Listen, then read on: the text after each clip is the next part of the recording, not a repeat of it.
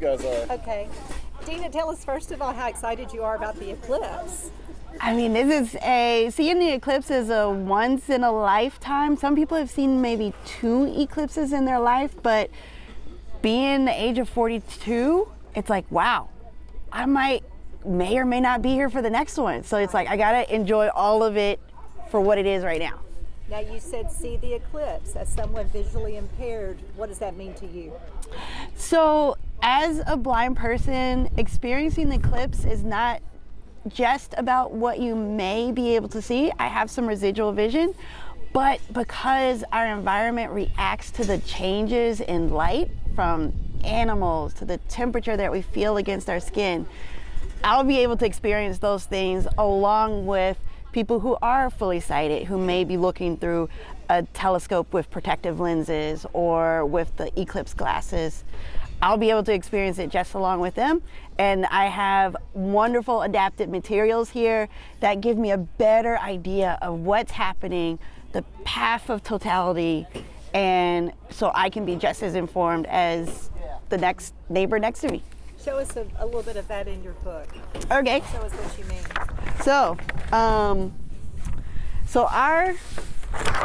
It's important to, let's see. There you go. It's important to understand, like a lot of people say, well, why don't we have eclipses very often? And it's important to understand, like, where is the moon in all of this? And so with this tactile representation, I'm able to know where the sun is and how the kind of the shadow of the moon here and how it is almost like a pinpoint on Earth. Even though we may not realize how big the Earth is, the moon casting a very small path around our country, or a lot of times in the ocean, when eclipses happen, we understand fully, like, this is such a special and rare experience for us here.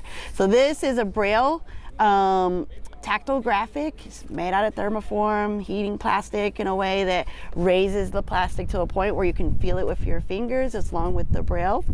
And for me, I get a better sense of what's happening. How important is it to you that kids and other people with impairments enjoy science?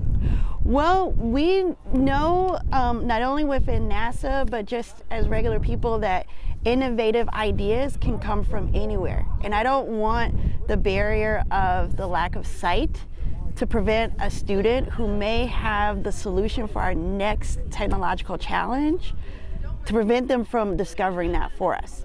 So if we can have materials like the tactile graphics books or the light sound box to help them experience the eclipse, to activate that idea, then that is worth it. That's worth figuring out how we're gonna do this and bringing this to their hometown.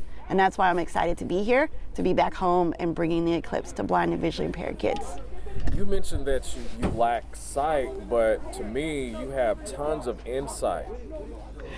I think I owe a lot of that to my parents. They lived in a different time of life where education was a bit harder for them. They attended segregated schools, so for them, high school was their last formal education. But for me, they knew that education was going to be key for me to survive and even thrive. So even though they may not have fully understood chemistry and physics and later astronomy and all the engineering concepts that I talked endlessly about, they made sure that I could get to the chapter meetings of the engineering society or apply for scholarships. They made sure that I had the village that supported that kind of curiosity for myself. That's amazing. So tomorrow, this is just for background for us. We have talked with Dr. Constance, and she mentioned that you guys will have 100 to 200 students along with NASA researchers here, sending up balloons, sending up CubeSats, and also using Android cell phones to conduct research. What type of research and what do you plan to do with that research once you get it? Okay, so this is such a great opportunity, especially with our mobile devices. we can get a view of the sun that we rarely get an opportunity to see. And so with our citizen science, we're able to detect environmental changes such as temperature changes that people can actually do. We can record any environmental changes with animals and wildlife around us.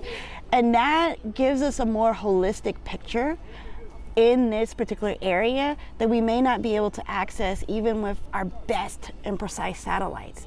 It's our human experience that can help drive that scientific knowledge actually on the ground as it's happening. And it gives us a much more detailed view of what's happening when you have 1,000 points of data points, compared to some other kind of event where you may only have 1 or 2 data points. Wow. You're an inspiration.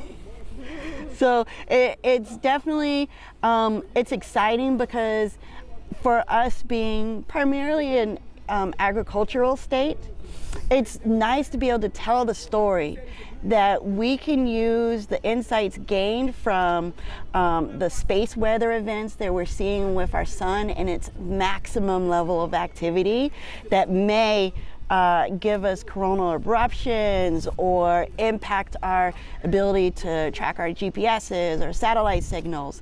We can give that information to people who are deciding what crops to use or how they're going to be able to access climate data. We can bring that home and say, yes, if you're a farmer, if you are just a regular person, you can access this information. But here's where it came from. It came from the eclipse that happened in 2024. And we likely won't see that again for another 21 years. I think we're done. I think